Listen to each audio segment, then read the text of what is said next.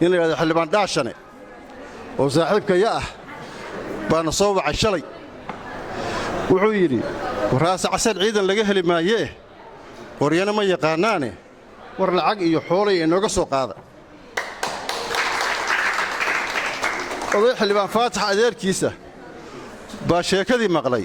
wuxuu yiri qorigii u horeysay oo mudug la geeyo aw wahay baa geeyay marka saaxiibka xildhibaan Dhaashane waxaan leenahay war xabad la rido iyo qori la qaato raas casayr baa ugu horeysay gobolka bari degmada Baargaal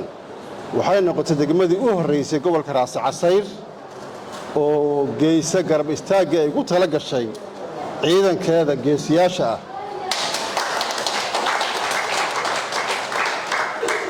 waanu mahadcelinaynaa reer Baargaal madaxdeeda bulshadeeda iyo isimadeeda waxaan leenahay waa mahadsantihiin ugu dambayn dadkan inaysan gumaysi yeeli karin hal arrin idin sheegaya maalin dhaweyto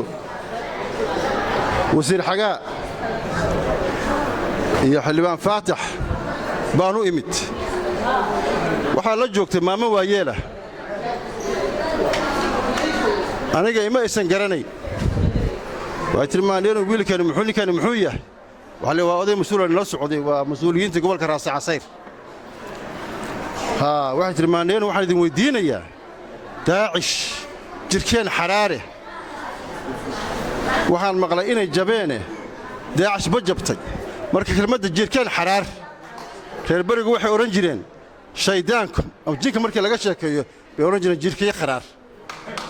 marka